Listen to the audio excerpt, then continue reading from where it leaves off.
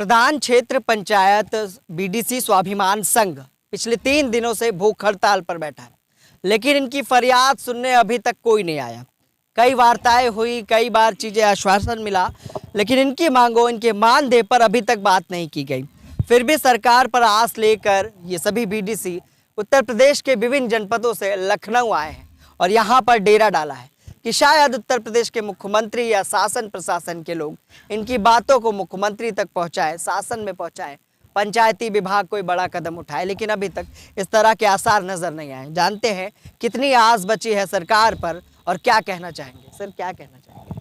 महोदय, सबसे पहले तो एसटीएन के ब्यूरो को बहुत बहुत आभार, आप सभी को बहुत बहुत धन्यवाद कि लगातार आप लोग हमारा कवरेज कर रहे हैं और मीडिया के अपने माध्यम से आप सरकार तक मेरी बातें पहुंचाने का कार्य कर रहे हैं। इसके लिए हम आपके जीवन भर आभारी रहेंगे, ऋणी रहेंगे।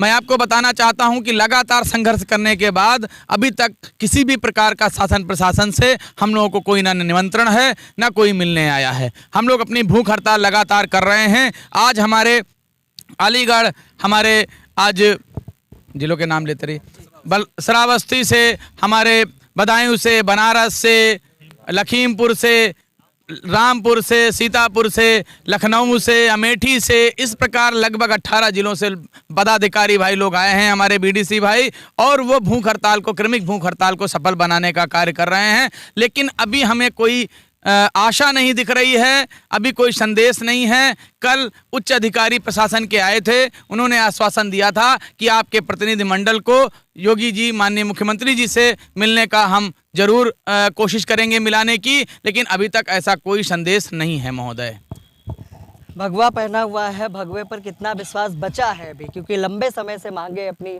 सरकार के समक्ष रख रहे हैं, लेकिन कोई ठोस निष्कर्ष नहीं निकल पाया। महोदय, आज आप सभी देशवासियों को एसटीएन के माध्यम से संविधान दिवस की हार्दिक शुभकामनाएं बड़े दुख के साथ दे रहा हूं, क्योंकि मैं संविधान में अपने प्रश्न को स्पष्ट कराने के लिए आज यहां बैठा हूं। मैं चूंकि नवनीत शुक्ला एडवोकेट, राष्ट्रीय अध्यक्ष बीडीसी संघ, एक अधिवक्ता भी हूं, इसलिए डॉक्टर राजेंद्र प्रसाद जी की अगुवाई में, हमारे अंबेडकर जी की कोशिश के द्वारा, अथक प्रयासों के द्वारा, सूझबूझ से हमारा संविधान अंगीकार हुआ था 26 नवंबर को।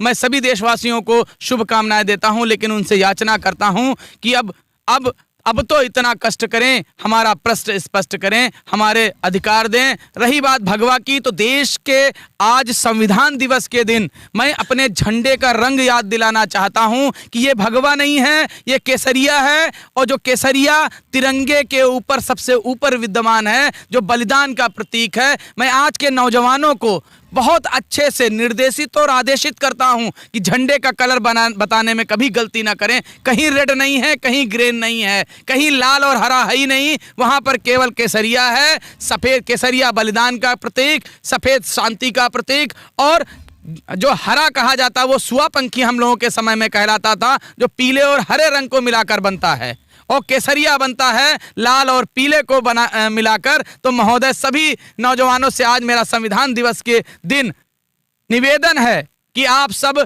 झंडे का कलर और इस कलर को कृपया भगवा न कहने का प्रयास करें। आप इसको बलिदान के रूप में, ये केसरिया है, तो केसरिया पर मुझे बहुत विश्वास है, क्योंकि 24 तारीख को, 24 नवंबर को गुरु तेग बहादुर जी के बलिदान दिवस के दिन ये हमारा धरना शुरू हुआ था। और ये केसरिया इसीलिए धारण हुआ है क्योंकि उन्होंने देश के लिए, सुख शांति के लिए उन्होंने अपना बलिदान दिया था। तो मैं आप पत्रकार बंधु से, आप ब्यूरो से कहना चाहूँगा कि ये केसरिया है और केसरिया पर बहुत विश्वास है। मतलब इसका मतलब ये मान लें कि अच्छा चलिए, मांगे पूरी नहीं हुई, अगर आने वाला 22 का चुनाव है तो किसको मुख्यमंत्री के रूप में देखना चाहते हैं?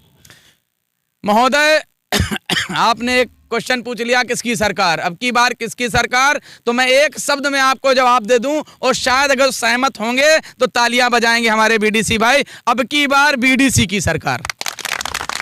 तो अब की बार क्या चुनाव लड़ने वाले हैं बीडीसी? महोदय, जो एक एमएलसी होता है, हमारा स्थानीय निकाय, जो हमारा विधायक होता है, वो हमारा, उनके मुख्य वोटर हमारे बीडीसी भाई हैं, जिनकी संख्या लगभग 90,000 है उत्तर प्रदेश में। और प्रधान भाई और जो हमारे पंचायत के सदस्य होते हैं और जो नगर पालिका के सदस्य, सब लोग मिलके करते हैं, जिनकी संख्या केवल 12,000 है।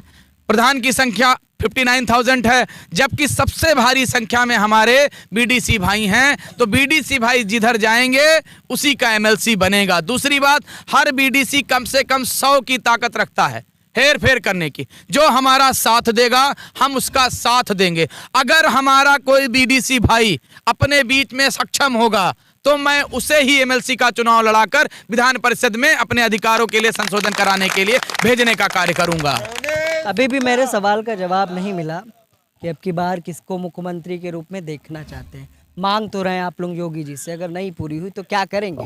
महोदय, पिछली बहुत सारी सरकारें रही, 27 साल में हर पार्टी ने एमएलसी बनाने का कार्य किया है, लेकिन हम लोगों के लिए कोई कार्य नहीं किया। यहाँ हर दल का कार्यकर्ता या पदाधिकारी बैठा हुआ है, लेकिन ये दल का हर कार्यकर्ता चाहता है कि पहले ये बीडीसी चुना गया है, इसे अधिकार मिले, और इसको अधिकार के संघर्ष में जो साथ देगा, हम 90,000 लोग, लगभग 1 करोड़ वोटर, 100 का मतलब 100 गुणे 90, लगभग 90 लाख, 1 करोड़ वोटर उधर जाएगा।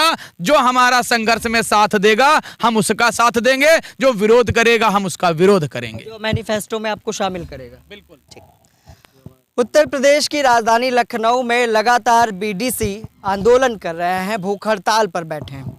हम इन बीडीसी लोगों से बात भी करेंगे जिनकी लड़ाई बीडीसी अध्यक्ष नवनीत शुक्ला लड़ रहे हैं। जानते हैं कहां से हैं, कितना दर्द है, कितना विश्वास बना है और अब की बार किसकी सरकार बनाएंगे। हाँ बताइए।